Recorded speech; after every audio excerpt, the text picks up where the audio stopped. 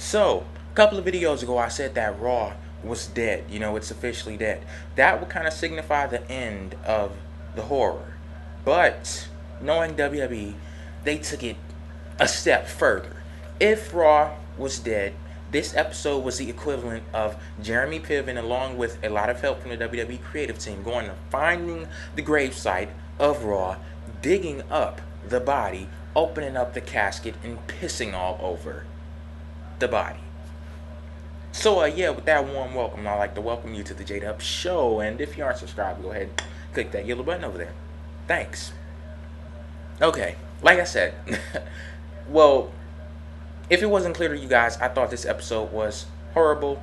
And, yeah, last week, if that was the best case scenario for a celebrity guest host with Shaq, this was the worst case scenario. Basically made a mockery of the whole damn company, foolish from start to end. And Jeremy Piven, he starts out the show, he comes out in the car, goes to pop the trunk, then this leprechaun Las Vegas pimp mix thing jumps out the car with a full length fake fur coat that was like leopard print and a chain around his neck and a halter top that was like extra medium and too fucking little, and his belly hanging out, and it was just total fucking mess. He looked like Jimmy Wang Yang and the Godfather's illegitimate child. Yeah, and I know that sounds crazy, and if you didn't see it, that's how crazy it was. But yeah, this was like the epitome of everything the media sees wrong with WWE. Over the top, foolish, corny, cheesy, all rolled in one. And yeah, I too much can't rant on this, because we already know that Vince McMahon, he's a shameless publicity whore. He's gonna do whatever he can just to get a couple of headlines, even if it comes at the cost of his own company. So yeah, I've known that about Vince McMahon for a while. I don't know if I've really come to accept it, but I've known it. So yeah, I'm not even going to spend this video ranting about it. I'm just going to move on to a couple of big developments to come out of this episode of Raw.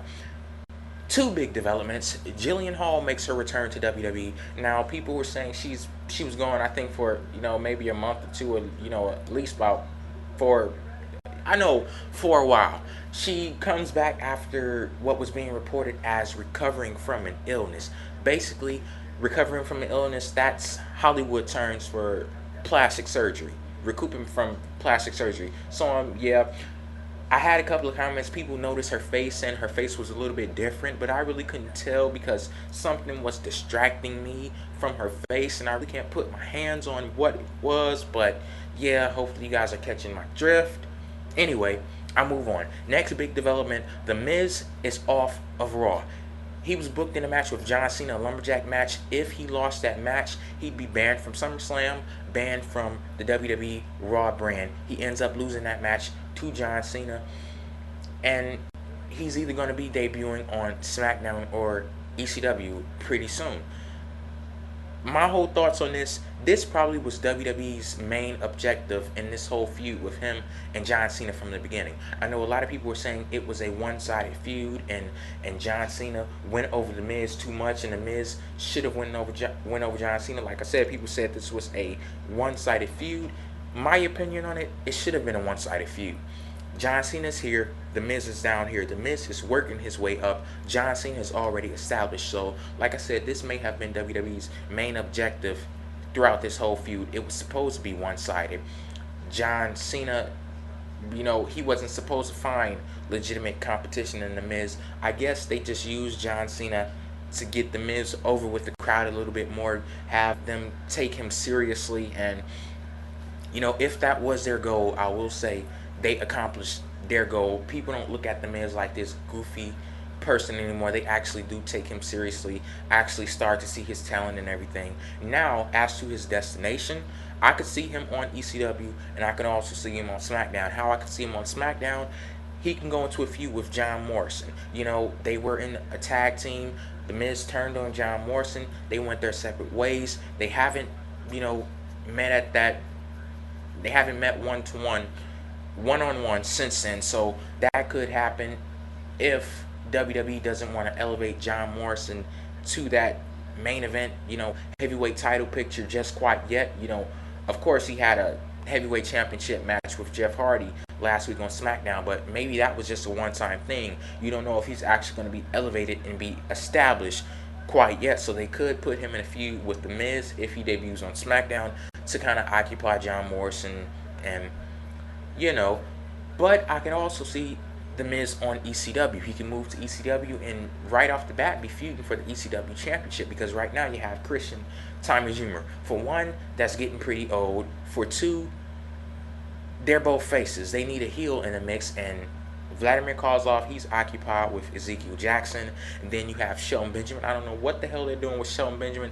I would have been the one to think that Shelton Benjamin, as soon as he debuted on the ECW roster, he was going to be in a main eventer already. But yeah, hopefully they don't make that same mistake with The Miz. If they do put him on ECW, he would bring a breath of fresh air to ECW. Bring his promo skills and just be add a little bit more interest to the show. So he could be a good fit on ECW, and I'm thinking that will be a place for him to go. So yeah, the final development from this episode of Raw, a DX reunion is imminent. We all know it's going to happen, and we basically got the confirmation tonight. Shawn Michaels did not return. I was hoping that he'd return, but going into this episode, I was thinking that he was going to come back. But as the match, the handicap match between Legacy, Ted DiBiase, Cody Rhodes, and Triple H, as it started to progress, I'm thinking, nope, he's not going to come back, because I didn't think that they were going to advance the storyline that far when it's only been going on for basically a week. Triple H announced his whole vendetta against Ted DiBiase Jr. and Cody Rhodes last week. So, like I said, I was hoping for Shawn Michaels to come back tonight. I wish that he had come back tonight, because Triple H, he cuts a promo after he loses to Legacy. Ted DiBiase Jr. hits Dream Street, then Cody Rhodes hit the Crossroads on Triple H, and he pins Triple H 1, 2, 3, clean finish. Triple H loses, Cody Rhodes pins him. Yeah, Triple H is saying, maybe you guys are too much, maybe I need a little bit backup, little bit reinforcements. I can't reform Evolution, so maybe I need to go back a little bit further. So yeah, later on in the night, he's on the phone with some person. We all know it's Shawn Michaels. He's talking, he's trying to bait the person to come back, form the group once again. We all know it's going to happen. I think they should have just skipped all of this, and even though it wouldn't have made sense, because they would just throw the storyline in full gear like at the beginning. Like I said, I wanted Shawn Michaels to come back tonight, and yeah, I don't know what's gonna be the progression of Shawn Michaels and Triple H when they get back on the same brand. I am hoping that they go into a feud once again. Their feud in 2002, great, excellent feud. Even if it isn't a long feud, get them in a match one-on-one with each other. That would be great. That would bring a little bit more seriousness, what Raw has been lacking for a long time, and the traditional wrestling fans, that would give them more incentive to watch while they're doing all this crazy crap. So yeah, that's where I'll end this video. Rate, comment, let me know your thoughts on the 3 topics that I discussed, and also if you aren't subscribed, subscribe, and yeah.